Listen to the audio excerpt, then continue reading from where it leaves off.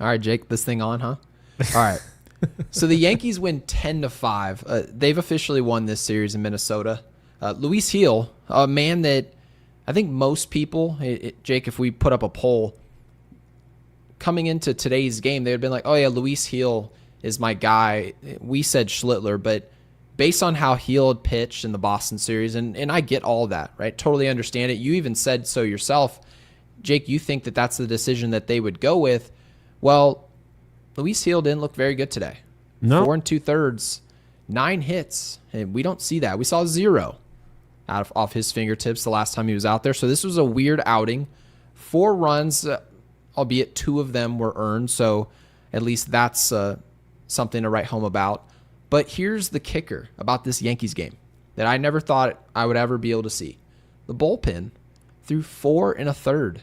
Fernando Cruz, Devin Williams, Luke Weaver, Doval, I'll be damned.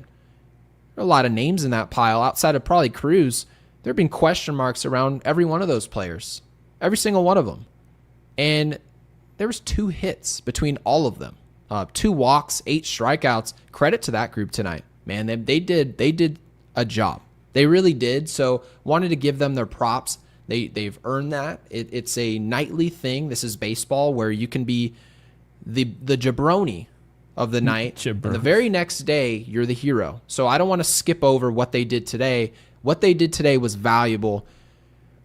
And Ronnie, give me 1 second, my man. That is I really red. appreciate oh, you. Man, yeah, we see some red. Ronnie, thank you, my man. And thank you to our other supers as well. We will get to all of them. The big dog right now is probably Ronnie. But the big dog tonight, Jake, is none other than the man who was ice cold. Really, this last several weeks, we've talked about it. We didn't freak out about it, but we wanted to at least discuss that. It was Trent Grisham. He's homered twice tonight, and that was now home runs Trent number Bonds. 30. Oh, yeah, Trent Bonds. Excuse me. Home runs number 32 and 33. This is a career year beyond belief. Never thought this was possible. And I know Boone put just a huge emphasis on Grisham coming into the year. And I was like, well, I mean, I see the potential. And we know that the pop was there in San Diego. He couldn't put it together consistently. And at the very beginning of the year, he said, oh, I figured it out. Well, I hear that a lot from my buddies at golf. They're like, hey, Gary, wait till you see me. I'm on the range right now. I've got it all figured out. They never figure it out. They never put it together, ever. Well, Trent Grisham has apparently figured it out in a contract year. So good for him. I'm not sure what the Yankees are going to do. We're going to talk about that at depth later in the show.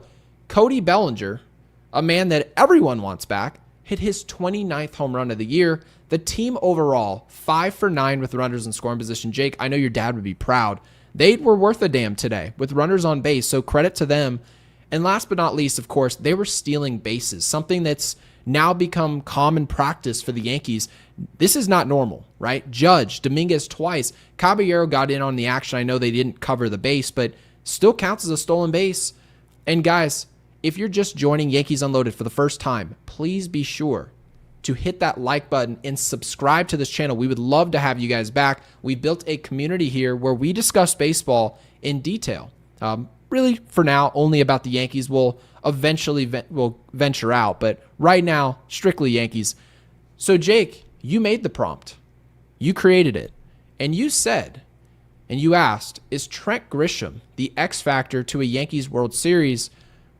If I had to answer, I'd probably say it's still Cody Bellinger, given the style of how he plays. I think that'll age better in October.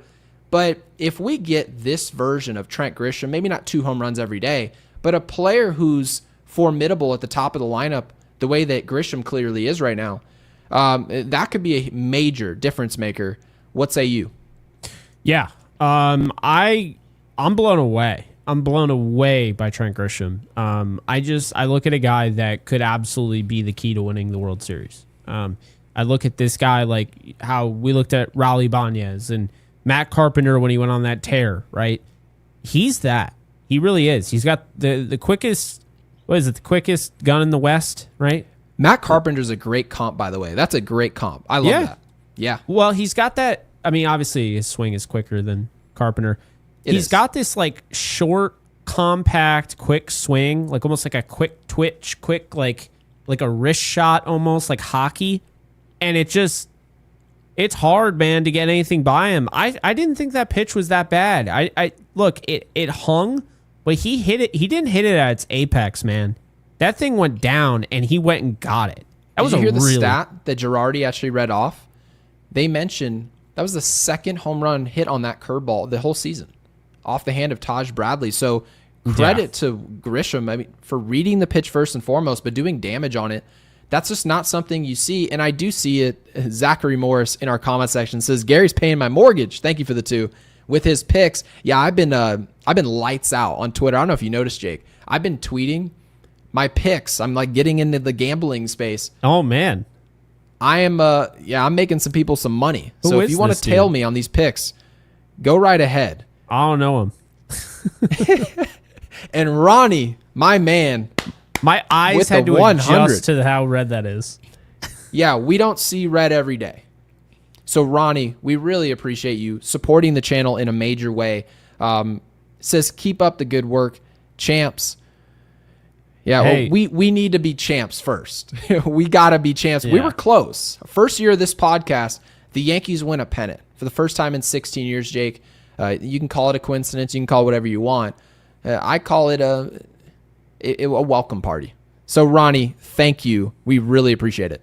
Yeah, we really appreciate it, Ronnie. Also, really appreciate the Avi there with all the Rams gear. Gonna need you this week because go Eagles. This dude.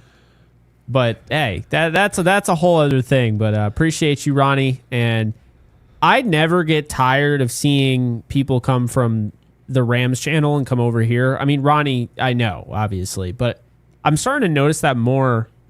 Brian Beadle, I don't know if we mentioned this. He joined and became a member, second deck member 4 days ago. So I wasn't sure if that was red, but I just looked at the members and I was like, Brian is from my channel. And so that was added that we didn't see. I think it was like during like just watching the video. I don't think. That's fair. Yeah. So I wanted to highlight that. Also, Jazz Season is another one. So we're all caught up there on and then of course Zachary Morris, who we keep seeing. He's gonna be able to retire soon, with how much you're helping him out with the picks. Yeah, apparently. So my pick, by the way, I don't know if you saw the pick. No, I did not. It was Ben Rice, 2+ total bases, and that bad boy hit right away.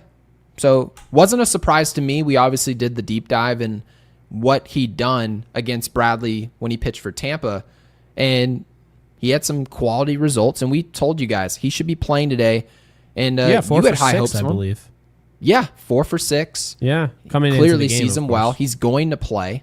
I think you text me actually at the beginning of the day. You're like, well, hopefully they don't screw this up with Goldschmidt. Then you did text me about it, so it was pretty funny.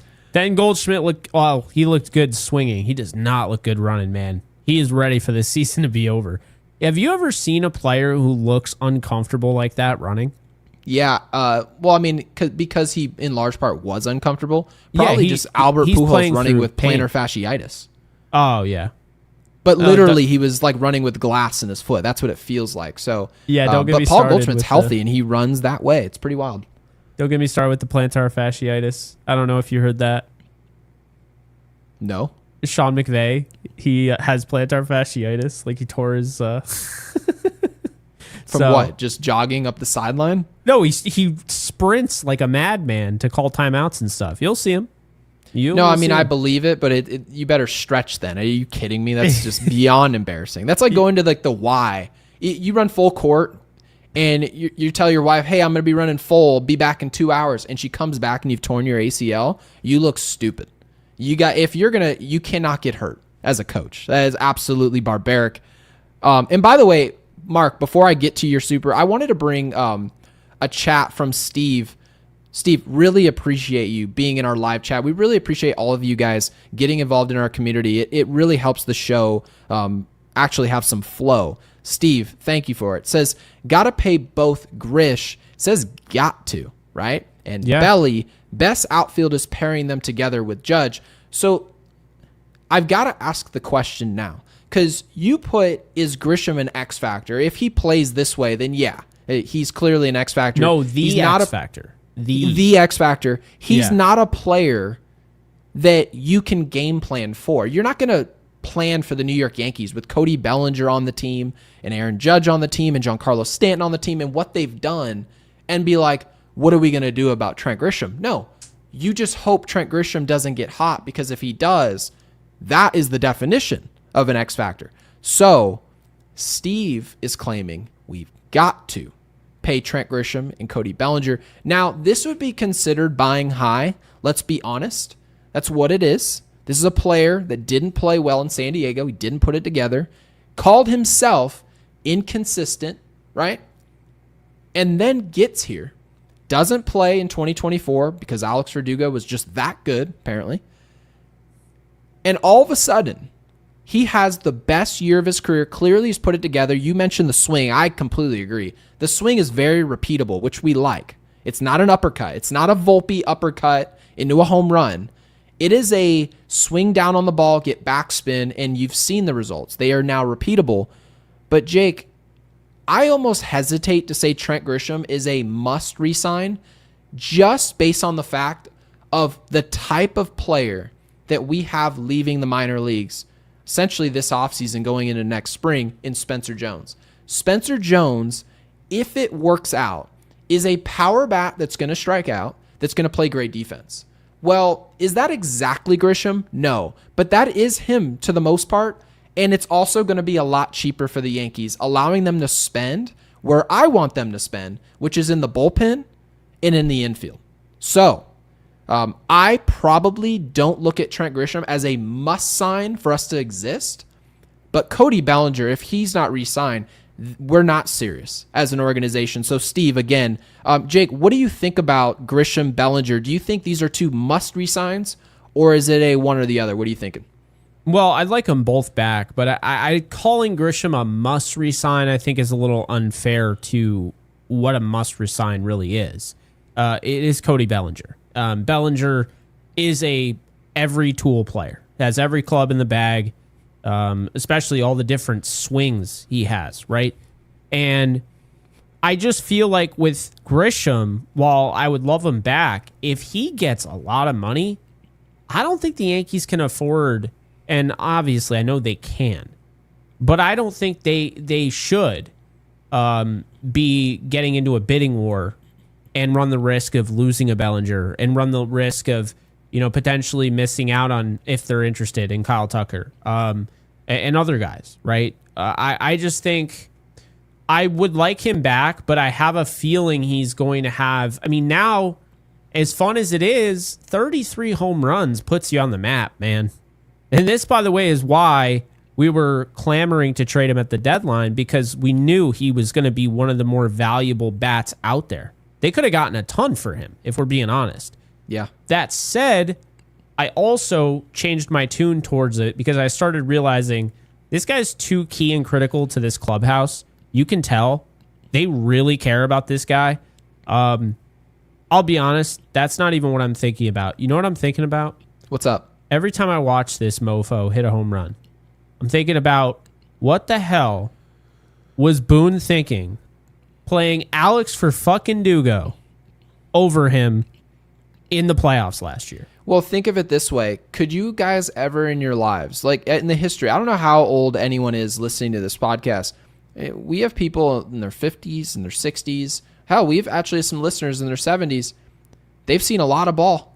Jake, how many years did you guys ever see a player where you're like, oh, that guy could be an X factor, an important series in the postseason, and he wasn't even good enough to crack the lineup the year before behind a bad baseball player?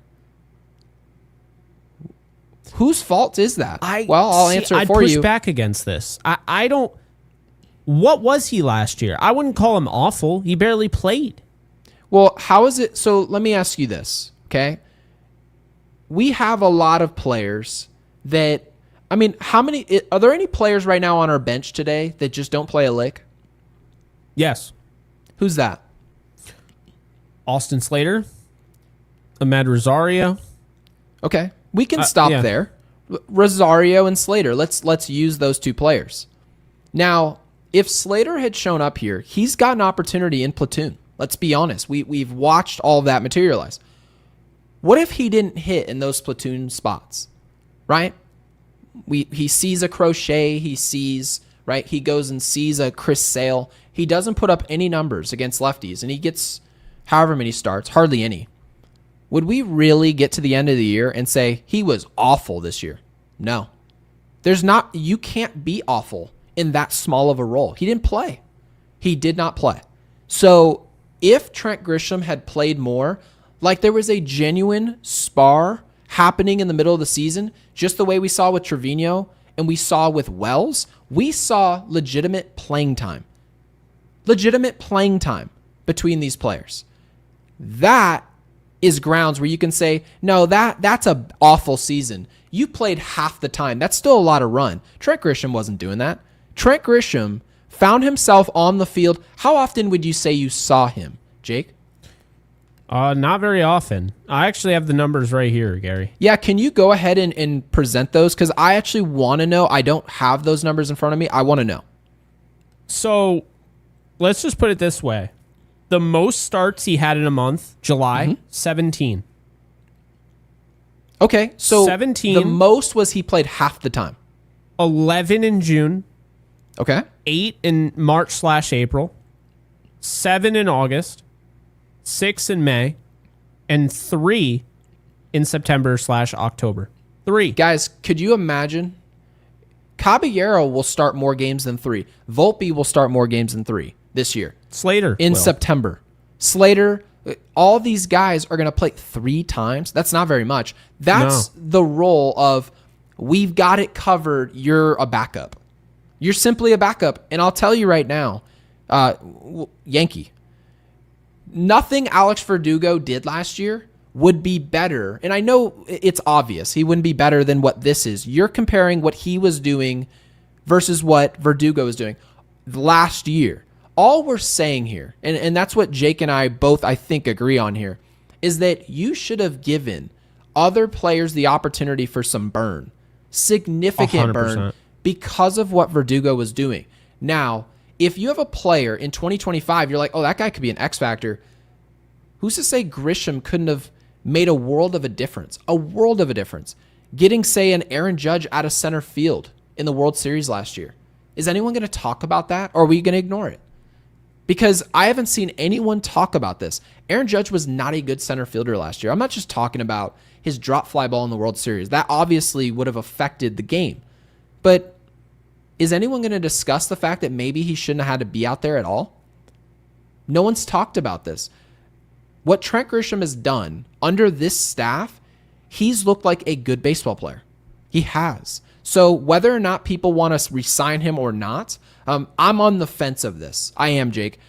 Now, mind you, I could look really stupid. Trent Grisham can end up going to Seattle next year. He can go to Philadelphia, and he can put up these exact numbers, and you're kicking yourself saying, why didn't we just bring him back? He was performing in New York. We should have known better. But if the Yankees give him, as you're bringing up, say a 5-year, $75 million deal, big money, well, the Yankees know they're operating under a budget. This may affect other players.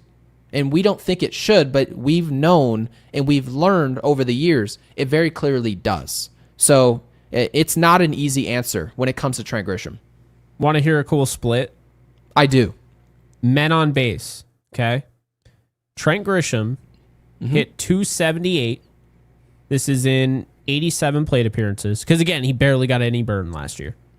278, 365 on base, 625 slugging, comes out to be a 990 OPS. He also had 7 home runs with men on base. You want to know what Alex Verdugo had? He also had 7 home runs. Okay. In 281 plate appearances. Okay. 253, 297 on base, 398 slugging, a 695 OPS. There's a legitimate argument that you can make that Alex Verdugo he was going for average last year, and we talked about this, right? Contact. There's a legitimate argument, even last year, Trent Grisham made more sense to play than Alex Verdugo, even during the season. Because you look at the runners in scoring position, Alex Verdugo, 656 OPS, right? 272 on base percentage. What about Trent Grisham? 319 on base percentage, not great. 909 OPS. Trent Grisham came through last year in very small doses. Was he able to be given those opportunities? And he came through. And Alex Verdugo did not. And, you know, you look at the medium leverage, the high leverage numbers. I mean, high leverage, Trent Grisham hit 205. Mind you, only 49 plate appearances in high leverage. 205, 354 on base, 410 slugging, and 764 OPS. Alex Verdugo in high leverage, right? 224, 267, 346 with a 612 OPS. Right. So I'm not going to sit up here and act like I was clamoring to see Trent Grisham last year. No, of course. I knew what Trent Grisham was doing in San Diego. My whole family lives there. Yeah. And my whole family texts me once a week. God, Gary, you have no idea how much I just can't stand watching this player. My grandma would text me. My mom would text me. Whole family would talk to me about it. How bad this player was. They said he can snag it in center, but other than that, dude's a random homer waiting to happen in a meaningless game.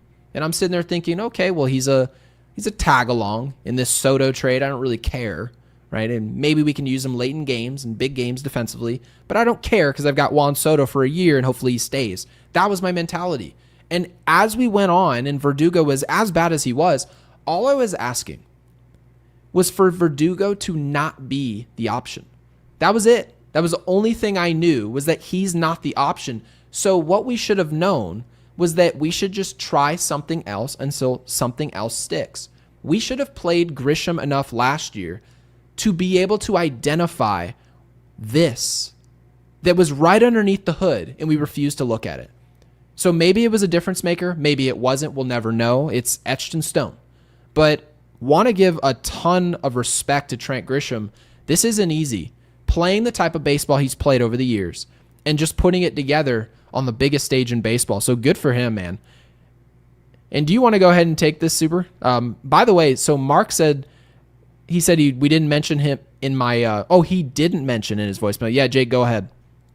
What's up, Mark? Didn't mention my voicemail, but can we please discuss Chisholm and his audition for the Cirque du Soleil? Where did those acrobatics come from? Yeah, that was... I didn't even know what I was looking at. So the problem is, if you get a text from somebody, you have to look at the said phone to text them back, right? Yes. So I had looked up and I saw Jazz in the most weird position ever. And I was like, all right, I clearly missed something here. Like, and then I tried to rewind it. And of course, because, you know, Gotham Sports is a public restroom, I wasn't able to do that.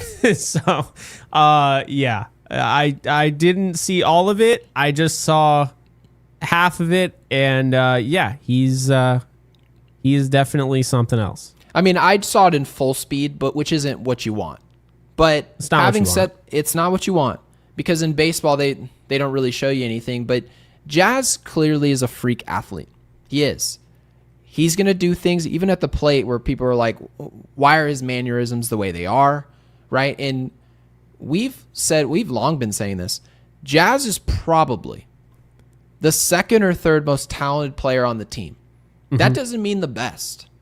Mm-mm. We're talking talent, raw ability, power, arm strength, speed. What doesn't Jazz have as far as tools go physically? Nothing. So that's why, like, when you see him get out of sorts, he can recover, right? He was drafted as a shortstop. He has that type of toolbox. So yeah, you're going to see some wonky plays from Jazz. Hopefully we don't see them in the postseason. You want to see more basic. This is the beauty of a Placido Polanco, right? You're not going to see any Circus Olay show. It's going to be point A to point B, get the job done and be done with it. And sometimes we want more of that from Jazz, but every once in a while, guys, just kind of like Gleyber Torres, you'll see that acrobatic play, right? Athletically, where he can go a certain direction and actually make a play. So yeah, Mark, we really appreciate the super. And Ronnie, bagging on me for being an Eagles fan with the 10, Ronnie, thank you, says, wait, Gary's an Eagles fan? Jake, do not give him, saying not to give me a red cent of that super dono.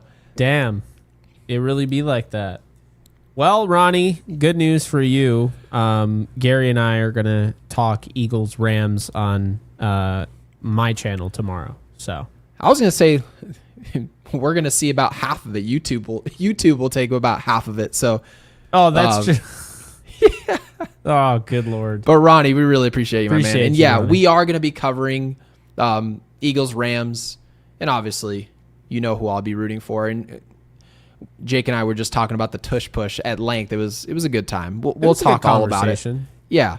And Jersey Girl with the 5, who's also a member here at Yankees Unloaded. We really appreciate you. Says, do you guys think Spencer Jones would be ready to come up in 26? If so, then doesn't it make sense to keep Trent, or not a moot point? Okay, so I think I'm understanding what's happening here. So if we think Spencer Jones is ready to come up in 2026, what is the purpose of bringing Trent Grisham back in 2026? If you bring back Cody Bellinger, I'm pretty certain Aaron Judge will make the team next year. I'm not, it hasn't been told to me, but sure? I'm fairly certain. If he's an outfielder next year, and he hasn't done what Jake has been claiming all along, is that you maybe can get a little bit more creative and get him out of the outfield and protect him physically. Maybe put him at first base. Maybe you DH him full time. Whatever you do. But having said that, they haven't said they're doing any of those things. So he's an outfielder. He's going to play right field. That's where he's good. Cody Bellinger, we assume they're going to go full board after that asset. Well, you've got one other spot. Last I checked, there's 3 spots in the outfield.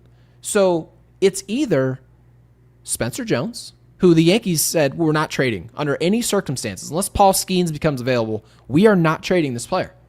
Okay, untouchable prospect. He's an outfielder. What do you need Trent Grisham for? Right? Now, again, there is no move that comes without risk. There's no such thing. You bring back Trent Grisham, Jake. You bring him back. It's an expensive asset that very well could work out. What do you do with Spencer Jones?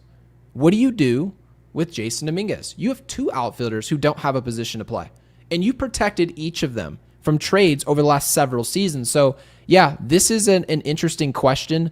I would assume, if I had to guess, Jake, your answer would be, and then, of course, you'll answer it, is that you want to see Spencer Jones. You're thankful probably for what Grisham's doing, and you hope it's the X factor, but there's somebody that can take the spot. It's almost like what Nick Foles did in the Super Bowl, and you're like, okay, thank you for your service. Now Carson Wentz, you need to fill those shoes, and obviously it didn't work out. So maybe it will with the Vikings. Maybe it will with the Vikings. I saw your tweet today. Yes, I'm excited for him. But yeah, no, I agree with you. I think it's tough because it's like I want Grisham back, but I mean, I guess logistically it doesn't really make a lot of sense because, you know, and let's just ignore the defense for a sec, but you still do have Jason Dominguez, right? So yes. That's the thing that we haven't really discussed during this time is that you have Jason Dominguez on top of Spencer Jones. So what does that look like, right?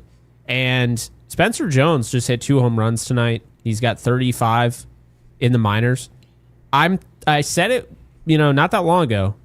I think we're getting James Wood level production from Spencer Jones when he comes to the big leagues. I think that's what you can expect with a good glove. That goes a long way. You'll probably see Trent Grisham hitting well wherever he goes if he leaves the Yankees. But one thing's for certain, if Trent Grisham's hitting well, but Spencer Jones looks like what I believe he can be in you know, a James Wood, with defense, I don't think anybody's going to complain. No one would. Nobody in hindsight would complain about that. It's just that there's no prospect that's a sure thing. You've seen what Baltimore did. They bring in, you have Jackson Holiday, and you say, now, mind you, Jackson Holiday eventually has figured things out to some level, but it took him time. The one interesting part about the Yankees that nobody ever talks about when it comes to prospects is more times than not, they need production instantly. They need it now. Right? If Spencer Jones gets called up in 2026 and you're like, okay, you're filling the shoes of Trent Grisham. Trent Grisham was awesome last year. So what are you going to do to replace that production? Well, some people would say Spencer Jones is just a rookie. Why do you have such high expectations? He has to play the way Grisham played this year. And it's like, we actually kind of do need that. We actually do need that level of production. We do need 30 plus homer, pop. We need that. We need great defense. We need your speed. All of those things have to show in year one. And that's another snag, I guess, if you will, for Yankees prospects, is that if it takes Spencer Jones 3 years to materialize into a great player, which I believe he could be, right? I'm not going to say he will be. I think it's silly to say a player will be great that's in the minor leagues. But if he shows up here and it takes him 2 or 3 years to become great, well, that's 2 years that people are going to say, well, it feels like we gave away 2 years of Aaron Judge's prime waiting on a prospect to become great and replace Grisham. So not an easy decision. I think the safe play is they're going to go with Spencer Jones. I think that's going to be their choice. But anywho, Jake, I want to talk about tonight's game more in depth. I did want to talk about Jason Dominguez. That was something I didn't want to gloss over because he's not playing a lot. He's not. And really today they chose him to play. Scary. Yeah, you have to. And there was something that Girardi actually brought up, and I thought it was smart to bring it up because obviously Jason Dominguez is 22 years old. Now this is baseball, where the majority of players that become stars in this league and they get all the way to free agency and they make hundreds of millions of dollars in that mega contract, most of those players that get those mega deals have been great since they were 22, 21 years old. They're pretty much great right away. But one thing that's really a prerequisite to any of that happening and becoming a star is playing and having consistent playing time. Well, due to the fact that the glove's behind, there's no question about it. Jason Dominguez's glove is behind. It needs to improve to play every day, right? Jason Dominguez, the power has to take a step forward in order for him to play every single day. Now, he doesn't have to be a 30 home run guy, but you get the point. Jason Dominguez still is a work in progress. He's not playing every day, and yet Girardi brought up he's still been professional and ready to play and been performing well. He's hitting 364 his last 7 games played. So you've got to tip your cap to a young player. Girardi said maybe he's leaning on some veteran players. I have no idea because we've seen this go the opposite way on this team as well. Jake, what do you see with Dominguez? Because I know obviously you're excited to see him play well, but do you think the way he's playing and staying ready, is this putting any pressure whatsoever on a starting position on this team, or is this just somebody who's just unfortunately just going to fall due to the talent around him? Yeah, I mean, this could be pressure on Grisham, not this year, but I mean, for the future. They could be just like, man, it sucks, but we got to get J-Dom opportunities because he can hit. I mean, really, you'd like to see him just take some sort of step defensively because even if he was slightly below average, he'd be really valuable. I mean, his hit tool, he's legit. He's got good contact. He's going to be like a 270, 280 hitter. I think, honestly, if that power never comes back, he really is like Melky Cabrera. That's who I see. And I don't know if you brought that up or who brought that up. No, somebody else did. This was on Twitter, and I just brought it to the table. But I don't really know who I would compare Jason Dominguez to. I really don't. But I would say Melky on like I think he could be like Melky on the Giants.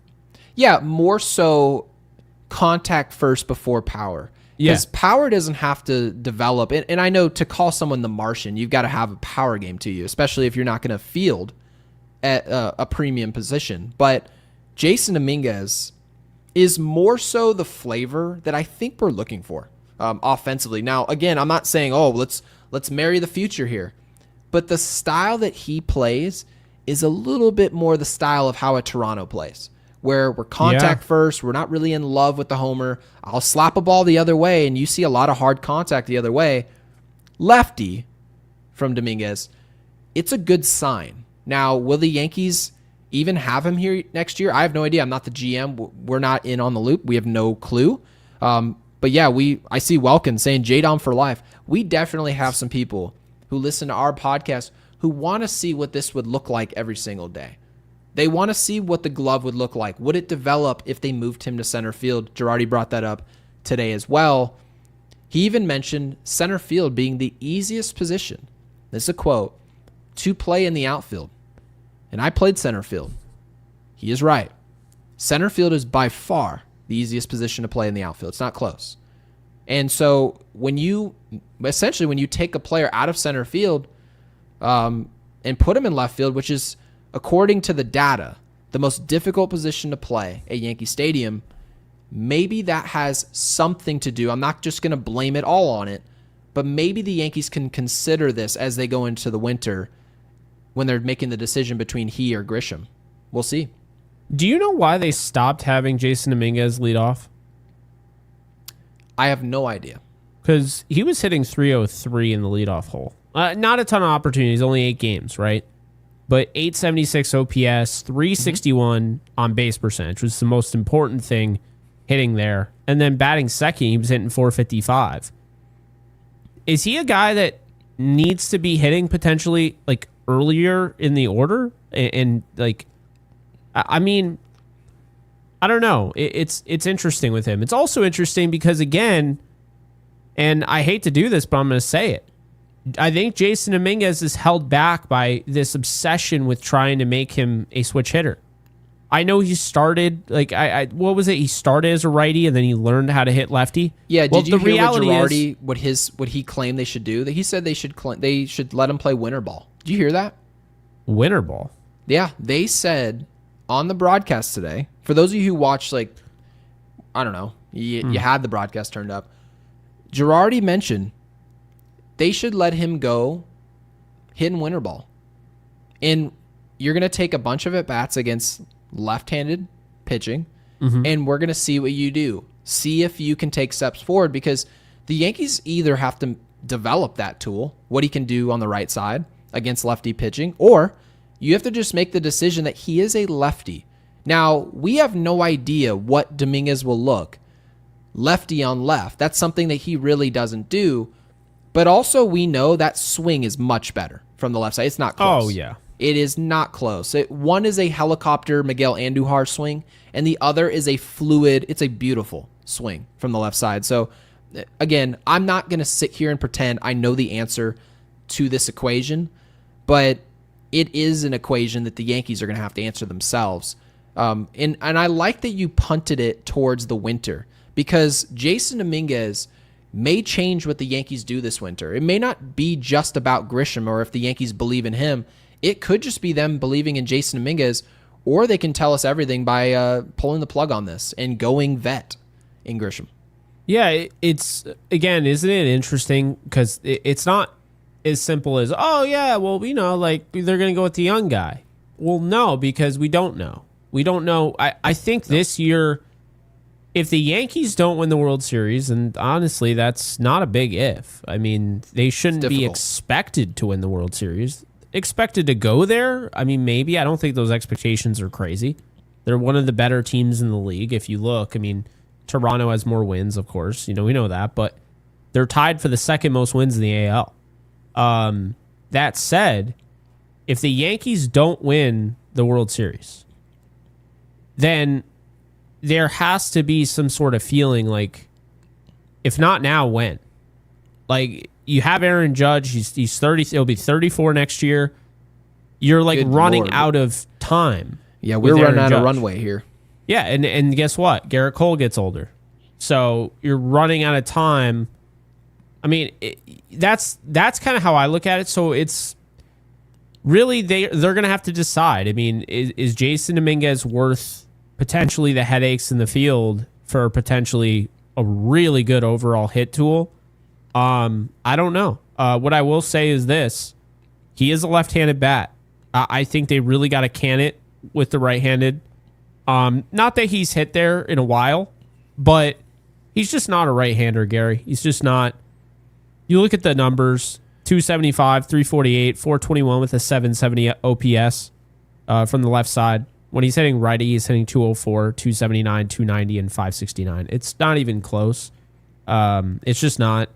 Which they could technically argue is a matter of development, right? A matter of him just clearly not being ready, and it could just simply be ready the next season. So maybe they, from a technical standpoint, could be right, but you're also pointing to they could be wrong. You're dumbing this player down because, of course, there's nothing worse than taking a 22-year-old and being like, "Hey, why don't you hit on both sides?" So think about the work he's putting in, because all people think about is like, "Oh, well, if he doesn't see a lefty, then he's just going to hit lefty," right? You're right, but he has to do batting practice on the right side too. He has to work on his swing on the right side as well as the left side. And just when you think you figured everything out, like the game of golf, right, Gary? Just when you think you figured everything out, boom, something else you have to figure out. So that's baseball. And I just think being a switch hitter today, you have to know what you're doing. And Gary, he doesn't look like a natural switch hitter. We've seen natural switch hitters before. He is not one of them. We've also seen hitters go ice cold for a couple of weeks. We just saw Trent Grisham go ice cold for a couple of weeks, and we knew they were going to play him right through it. It wasn't going to be a problem. We knew that. Yeah. We didn't even clamor that he should come off the field. Nothing. He comes right back up there, left-handed. You see today's outing. Well, good news. You get to show up tomorrow left-handed. And now you feel like, oh, I've got the bat going. Well, imagine being a switcher. Like, imagine seeing a streaky player like Giancarlo Stanton, who has been ice cold, and then all of a sudden he has to go hit lefty half the time. Yeah, it just prolongs the whole experience. So switch hitting can be a luxury. There's no question about it. This is the reason why every dad who's got a son, there's like, my son's going to be a ball player. And Gary, you're not going to believe this. He's a switch hitter. I'm like, oh, wow, that's amazing. Well, because there's value to being a switch hitter, right? So we want Jason Dominguez to be able to hit from both sides, but we also have to look at the long-term data. Is this working?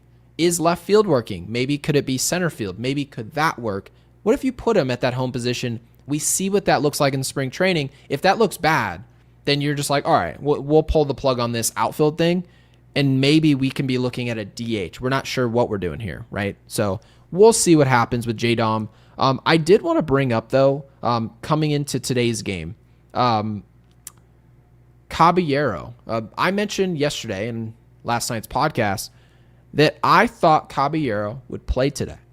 And the reason I said that, you nailed it. I'm not a fortune teller, but the reason I thought they would do it was because before the game, Aaron Boone was desperately trying to convey the message that Volpe is not just simply starting again, he's getting back into the mix. And a way to really defend himself without having to talk to the media was simply by playing Caballero, because now what's happening, guys? We don't know who's starting tomorrow. We have no idea, no clue. It could be Anthony Volpe, and some people will say, oh, it's going to be Volpe because they don't want to see it, right? But now there's no sure thing of who's playing. So what it's going to do is it's going to be an open tryout. If Caballero starts playing better and then you see Volpe the next day and he doesn't play well, it's just going to make the answer that much easier when it comes to October baseball, which will be in the wild card. He'll simply go to the hot bat at shortstop, the hot glove at shortstop, and that more than likely, if it's not, then so be it, more than likely will be Caballero. So I thought today, seeing Caballero start was exactly the smoke I needed to see in the distance. I know there's a fire now. I know it. Yeah, you know what's cool, and actually something that I just realized? The Yankees are going to be facing a lefty tomorrow in Cade Povich, right? Okay. The reason why I bring that up and what I found is kind of cool is, I don't know if you noticed, the Yankees are way better against lefties this season than they were last year. And that last year, they were a problem for New York. Like, seriously. It was bad. And this year, they're just way more efficient. They actually have more home runs on lefties than they did last year. I also in think our fewer bench games. is just far superior this It season. is. Our platoon options are much better. Volpe hits lefties better. We've seen those numbers, right? Yeah. We know Cody Bellinger. Cody Bellinger is Reverse practically splits. Tony Gwynn against Yeah. lefties. He's hitting like 350. He's been incredible against lefties. Aces, right, in crochet. He sees a 5, some southpaw. He's fine. So Goldschmidt, we've been talking all year is he's not really hitting a lick, and people are like, oh, he's not hitting. No, he's not hitting righties for the most part. Lefties, looks like Tony Gwynn. He's dominating lefties. He is. You guys can look for those numbers yourselves. So the Yankees, I think, came into this year saying, yeah, we lost Soto. That sucks. We've got to be more formidable against lefties. I think they accomplished that. You can't just go in October and say, let's flip them a lefty and they're ice cold. It won't be that. The Yankees will lose, if they do, for a different reason. Other than we simply saw a lefty. Jake, you bring it up. 2024's team, if we saw a lefty, we were pretty much cooked. Whole team is done. No, I remember us being like, last year, we'd be like, oh, there's a lefty on the mound. All right, so this game's over. You never had confidence. You'd be like, all right, so Alex Verdugo is going to kill bugs. Kikuchi, they dominated.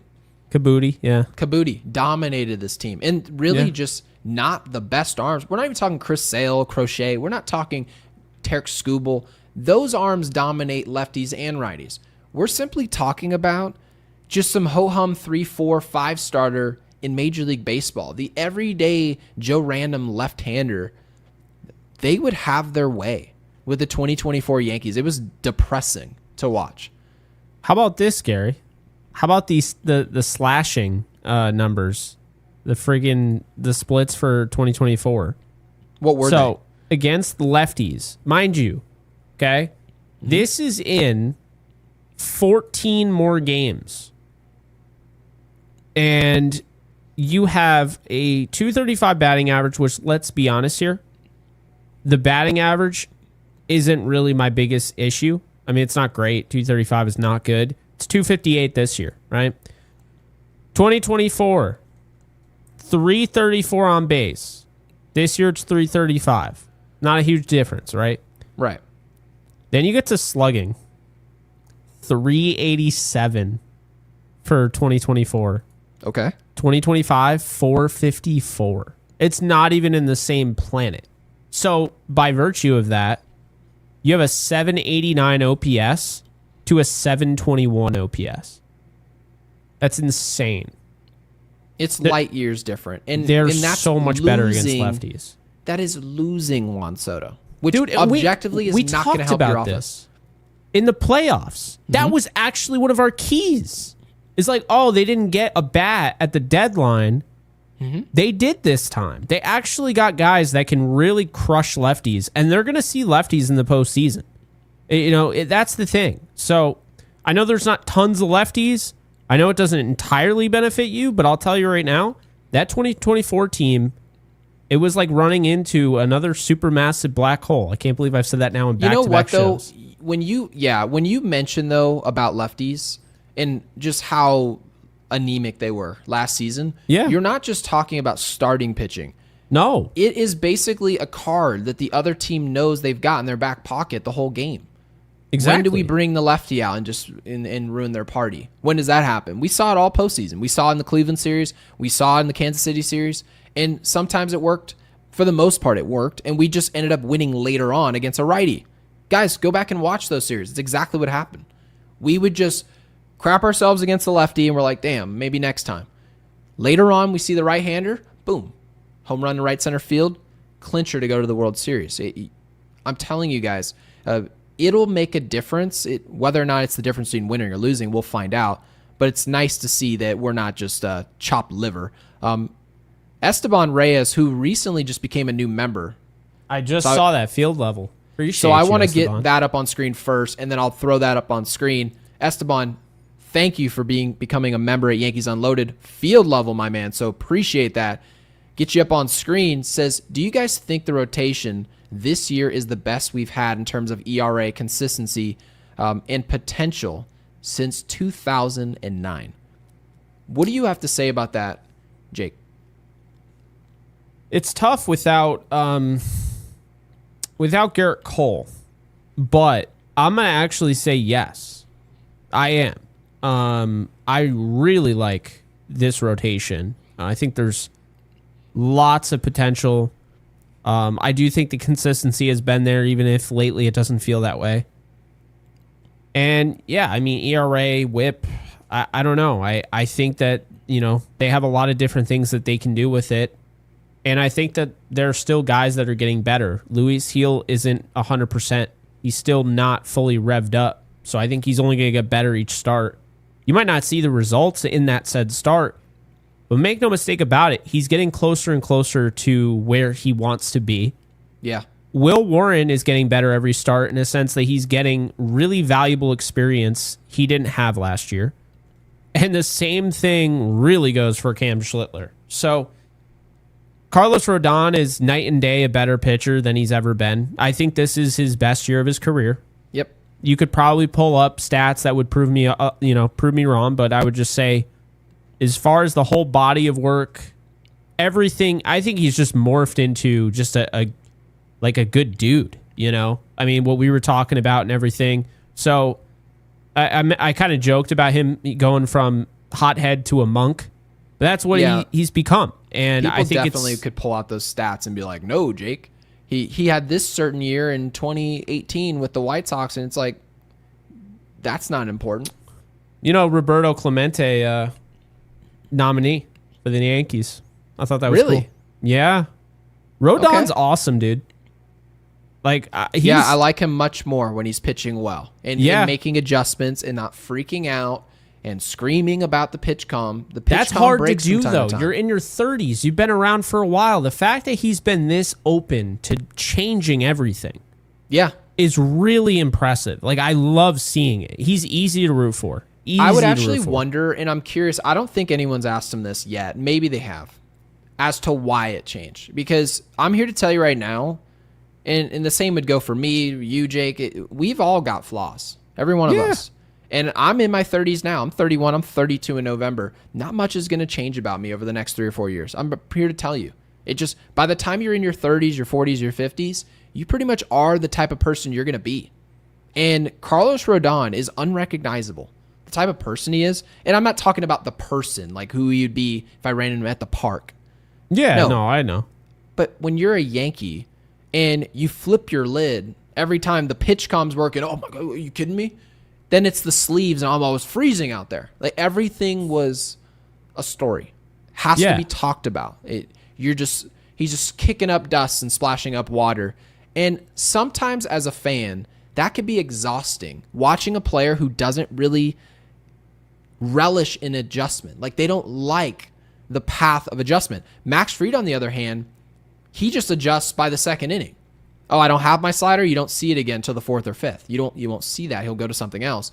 That's refreshing to see.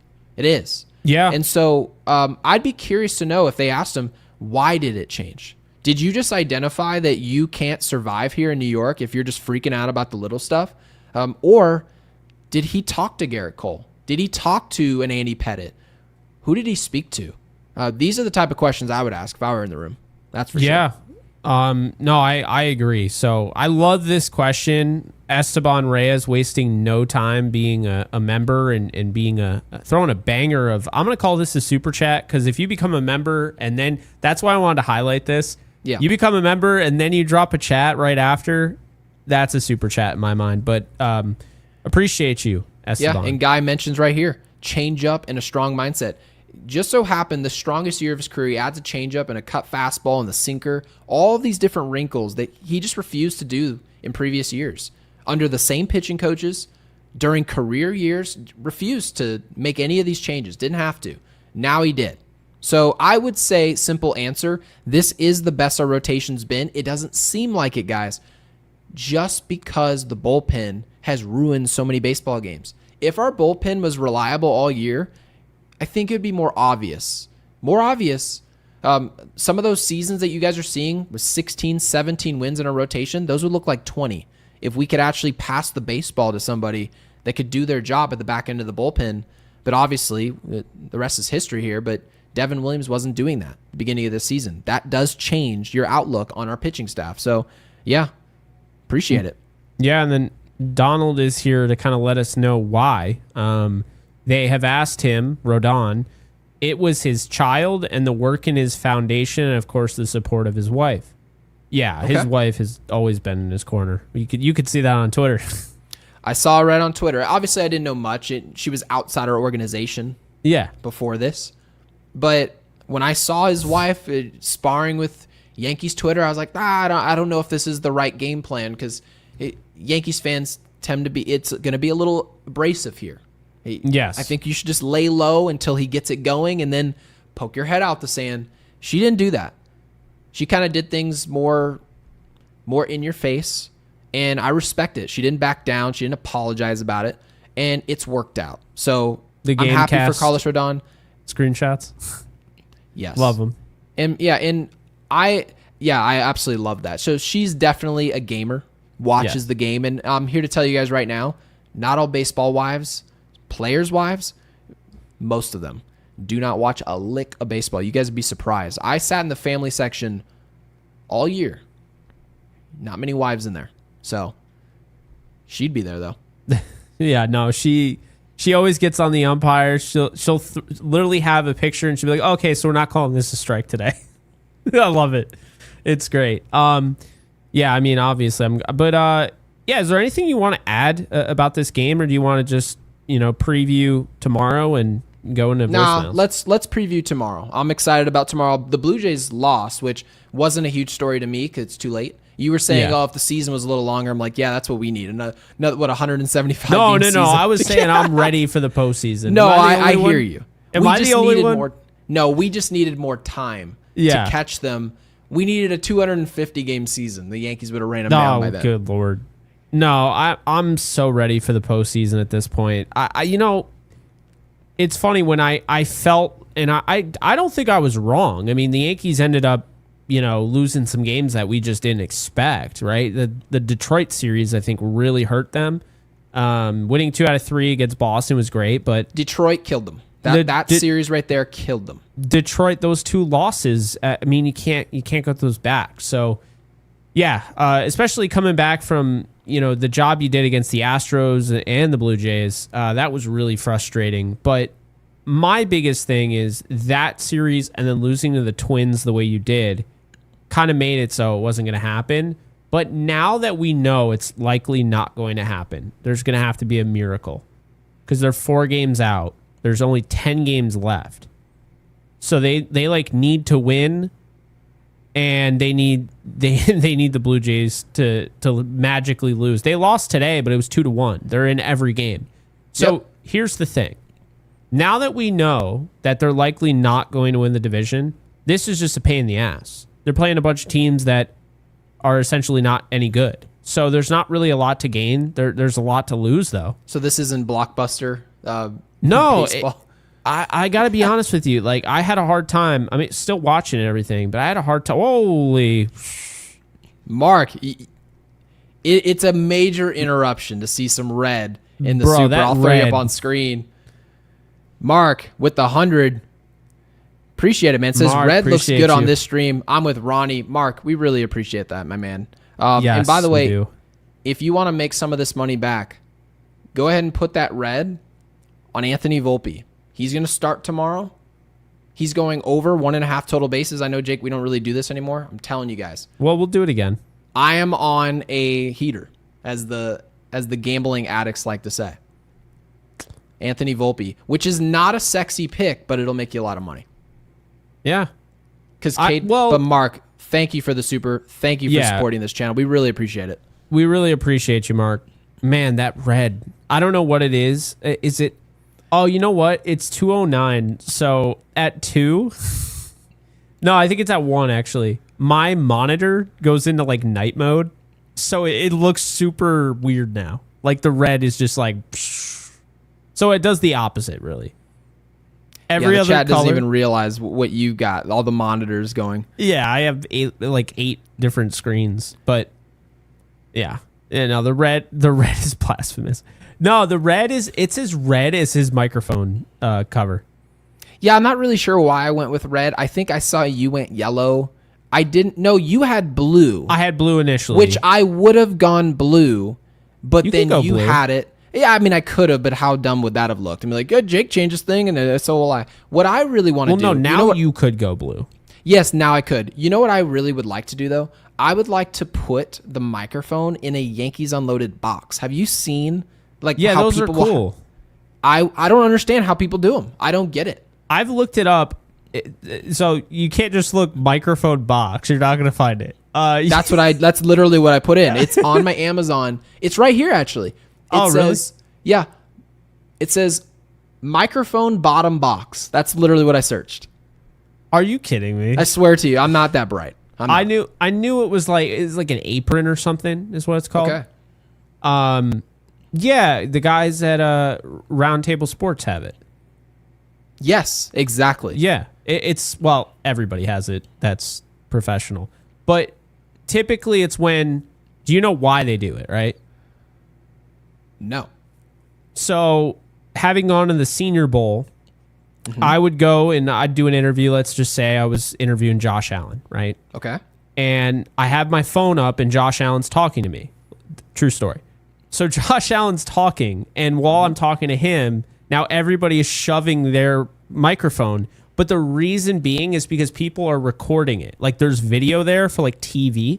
Yes, that makes a lot of sense. So the apron or whatever shows the logo, and now they're getting press for it. So they're in theory, if we do our podcast and somebody clips something that happens on our show, and they're like, we don't really rock with those dudes at Yankees Unloaded, so we'll go ahead and chop it off above Gary's forehead.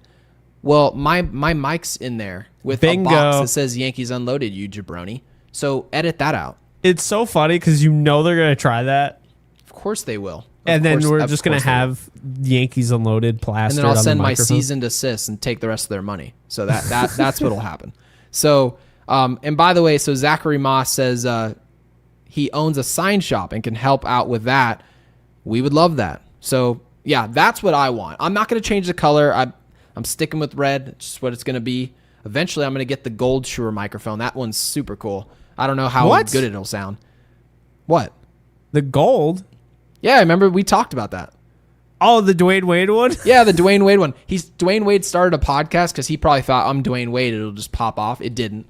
But he started the podcast, and he was like, he spent like $3,000 on these microphones. And it's a Shure microphone, but it's a different angle of it. Not as good as these ones, but it certainly looked cool. I was talking about it for like 2 weeks. Yeah, it was like straight. It's actual gold, right? Yeah, it's literally made of gold. So the podcast is going to have to make a lot more money than that, than what we're making to get those microphones. But it's something way down the road, something we'll shoot for. I probably will. My wife That will looks so convince me against ridiculous. It will look quite ridiculous. That looks so ridiculous. Yeah. But Mark, again, I had somebody thank you for the ask super. me, why not spray paint your microphone? I was like, this is $500. I'm not getting any paint inside this thing. Yeah, it's just not a smart decision. I know people. And that by the do way, it, but quick second here. Yeah, Donnie, want to send some thoughts and prayers to your mother. Yeah, stage 4. That is not good. Yeah, thoughts and prayers to you, my man. Thank you for being here with us. Thank you. Really appreciate it, and we hope the absolute best. Definitely. Yeah, I definitely echo what Gary said. Man, I'm sorry you're going through that. That's really tough, but thoughts and prayers for sure, and we appreciate you being here. Yeah. You wanted to preview though. This Povich start. Fried is on the mound tomorrow. Well, thank goodness. And it feels like someone comparable is actually out there. Yes. More times than not. It feels like when you have a good rotation, it feels like your ace comes around more often than he does, which is nice. Because every time when you see a Garrett Cole and he's just dominating and you're like, when does Garrett Cole pitch again? It's like a Thursday and they're like, oh, Tuesday. I'm like, God, really? I have to go watch Domingo Herman pitch, right? So we've got a strong, very strong rotation. Max Fried's on the mound. He's going for win number 18. That ERA is hovering around 3. It goes to show you that's where his career numbers were. And I'm proud of the innings that he's piling up this year. That was the biggest question mark I had. And he's answering. He's answering the bell right there. But with Povich, what do you think? Because you talked just about 25 minutes ago about what this team's doing against lefties. I think this is going to be a stinker. I think the Yankees are going to kill Baltimore tomorrow. I do.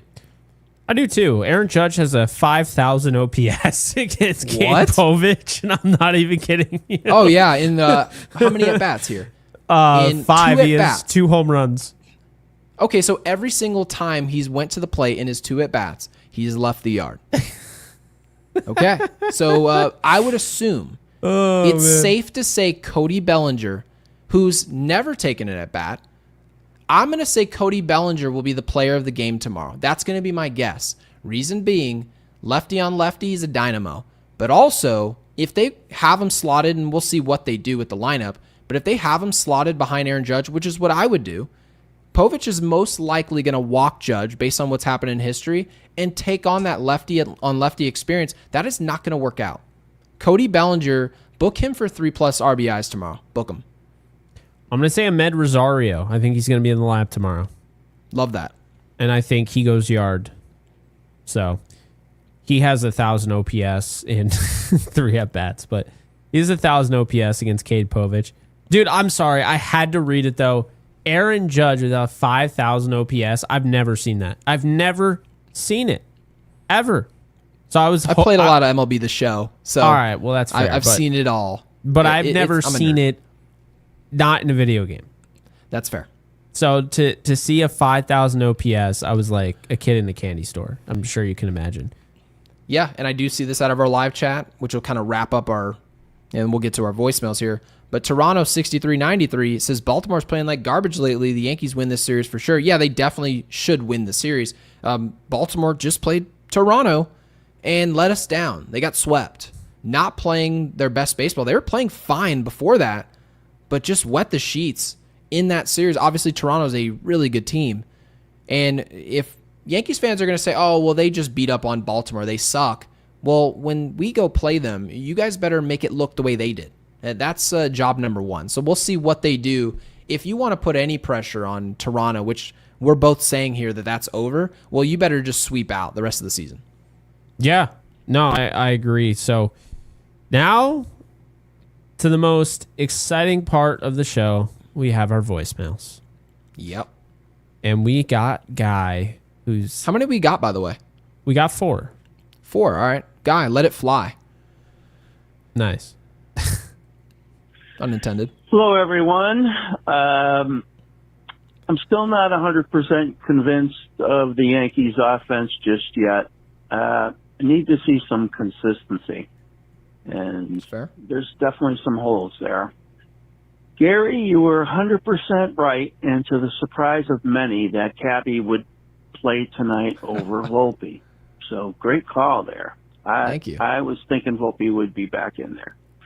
Last night looked like a batting practice, so I can't take hammering Zippy last night as an indicator that they have arrived. However, I did really love the fight they gave to Crochet, and that showed me something. Tonight I see the Yankees getting a few runs off of Taj Bradley, and later breaking it open against the dreadful Twins bullpen. Cam, right now I'm leaning toward the bullpen, which will give us that big 100-mile-an-hour guy to solidify them there. We all have our fingers crossed on Hill's ability to keep progressing. I see a solid game for Hill tonight, getting us into the 6th inning and hopefully even better, because I don't trust everyone down there in the pen. And the most important help we can give them is to get length from our starters. I see the Yankees winning 7-4 tonight. I'm out. Well, we appreciate you. Yeah, I mean, he got the 4. They end up scoring 5. He gave the Yankees 7. I mean, they had 7. In the 8th inning? So, yeah. Heel didn't quite live up to the prediction, but again, guys, it's hard to predict a baseball game. And Guy's normally like near or like right on the bullseye, so gotta give him a lot of credit. Yeah, this is probably the sport I would recommend for gambling. Not the easiest. It's just not. Baseball is what I would say, other than probably, I'd argue professional golf being the hardest to be at the top. But it's very difficult. Taj Bradley, who he's struggling, man. Tampa gave up on him for a reason. They made that decision. But we've also seen these starts go a different way, where Taj Bradley just puts it together. Guys, we've been shut down by much worse, and that's baseball. You don't want to see that every other day. That's not baseball. That's you sucking. But when Guy makes these predictions, very difficult to do. There's a reason that really only he does it. It can make you look bad, right? You would just expect Luis Gil to give you length. He went 6 no-hit against the Boston Red Sox, and you're thinking, oh, he's going to really build on that and expand on that. And he walks into the Minnesota series on the road, and he was just fine on the road. In Boston, 4 2/3 gets hit around, 9 hits. Very unexpected. And then to make matters even more unpredictable, this bullpen shuts it down. How would Guy predict that? How would I predict that? No one would have said that. So just a weird day at the yard. The Yankees got to Bradley, 7 earned runs, and part of Guy's prediction is that eventually we would get and break it open on that bullpen. Well, Sands and Cabrera at the end of that game, we scored 4 runs in 2 innings. So we did that. So not a bad prediction. Well done, Guy. And now we're off to Kyle Malay. Cool. Hey guys, Kyle Malay here. Great win by the Yankees. That was a good win. It was back and forth for a little bit, but then Trent Bond showed up again tonight and hit 2 home runs. That was awesome. Like that was what I think back-to-back at bats he hit a home run. Gosh, he's gonna get a lot of money this offseason. I don't know if the Yankees will be able to keep him. I'm gonna miss him because I think somebody's gonna offer him a lot of money. Oh, all right, guys. Like now we gotta go into Baltimore. We gotta win at least 3 out of 4, but I don't know how tomorrow's gonna go. They're traveling late tonight. So who the heck knows? They might not even show up tomorrow night. But, yeah, let's all have a good night and go win at least 3 out of 4 from the Orioles. Like, we just got to keep this momentum going into the postseason. We're not going to win the division. The Blue Jays wrap that up. But, yeah, let's all have a good night and go beat the Orioles tomorrow. They play on Fox. I hope John Smoltz doesn't call that game. I can't stand him. All right, have a good night. Go Yankees. He's already mourning. Like little. Yeah, he's already mourning Trent Grisham. He's not even gone yet. So, but I get the premise, Kyle. Technically, the way he's playing, he might just get too expensive for.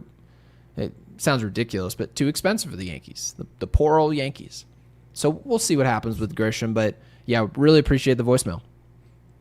We got Ninja Hot Dog. Appreciate you, Kyle.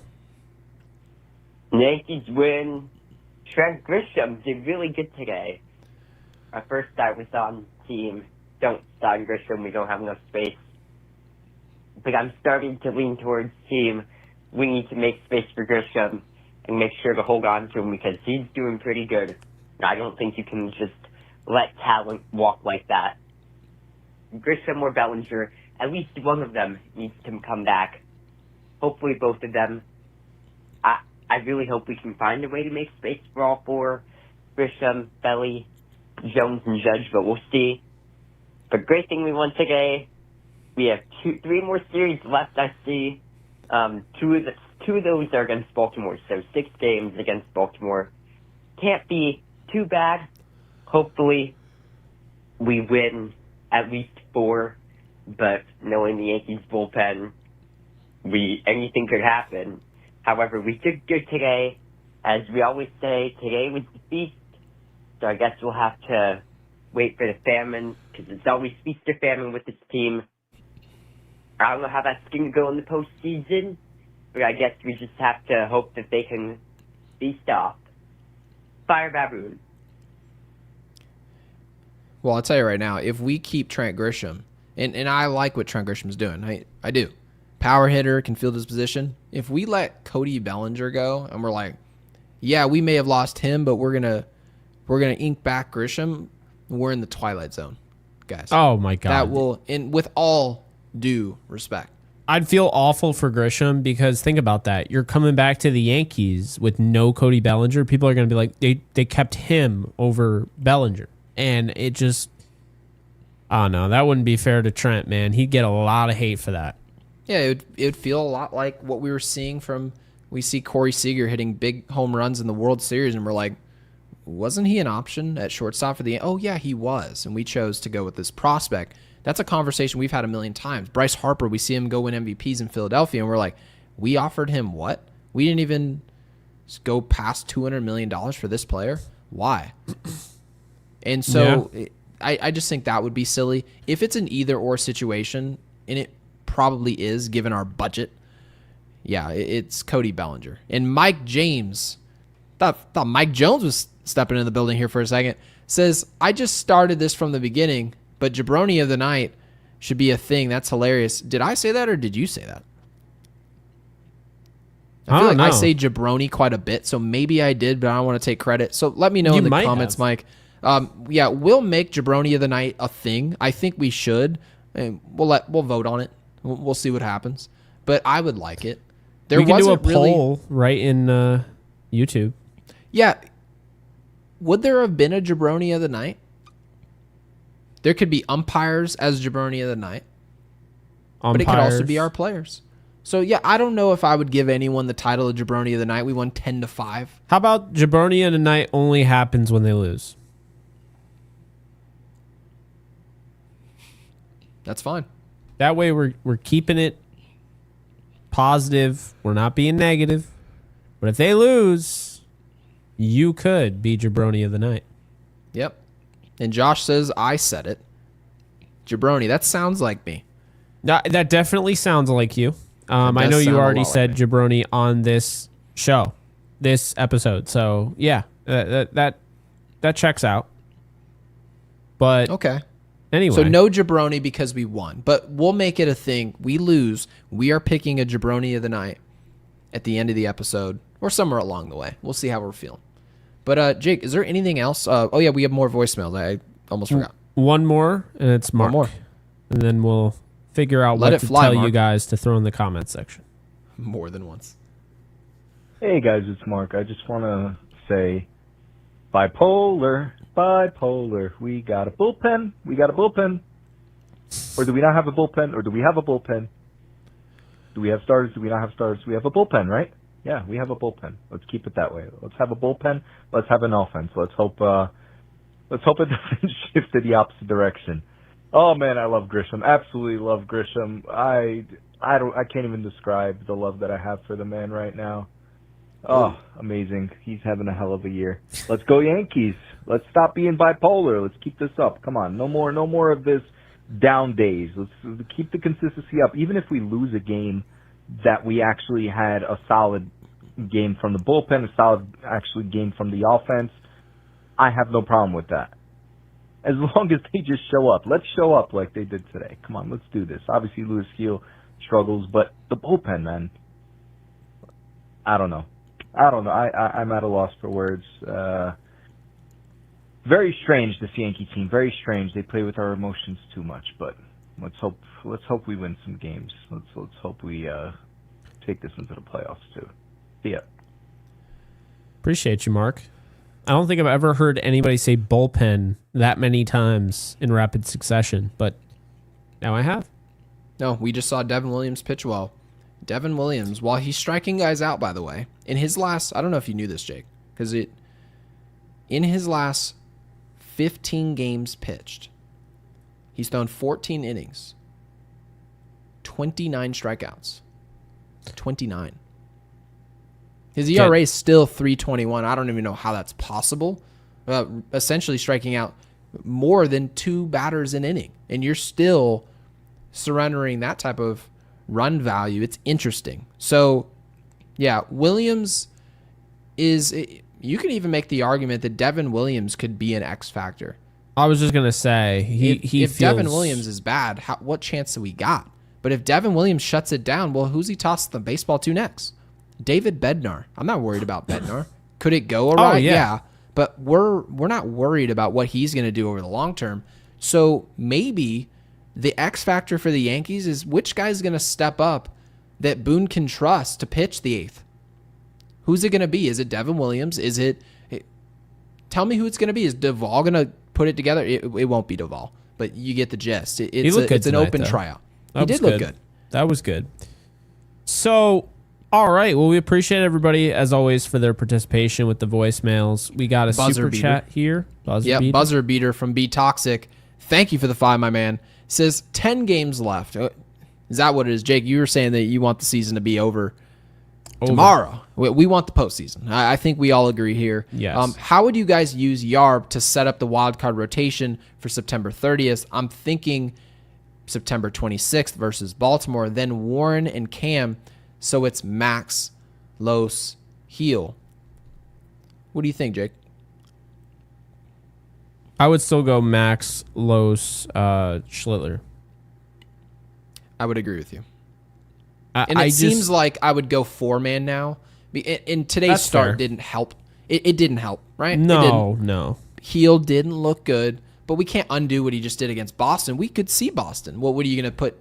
Schlittler shouldn't probably even pitch Game 3 if we see the Red Sox. If I see Boston, Heel is pitching Game 3 for me. I'm going strictly matchup, and I think if the matchups make sense, then I go with that option.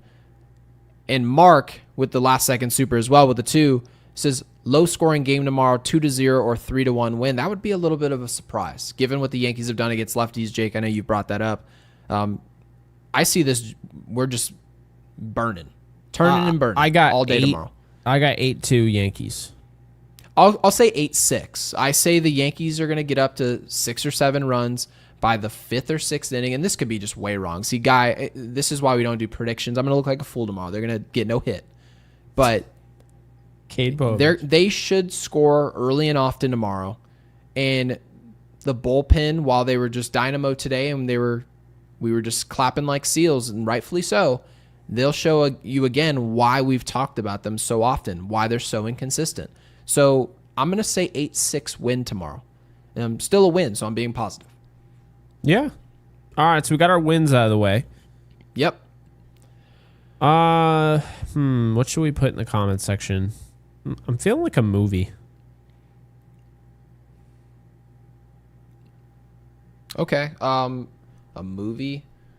Well, how about Sharknado? There you go. Drop Sharknado in the comment section, not in the live chat, because I saw a lot of folks doing that yesterday. The live, it just disappears into the ether. Disappears. Yeah. YouTube doesn't give us any credit for that. Once these 2 jabronis are gone from this podcast, you can reload into the show and drop a comment in there. Really helps the algorithm. YouTube, it tricks YouTube. They were like, oh, people love this show. They watched for 2 hours. We didn't know they liked it. But they commented, oh, they loved it. Yep. Drop Sharknado in the comment section after we're gone. It'll help us out a ton. And before you go, please be sure to subscribe to Yankees Unloaded and make sure you all like this video.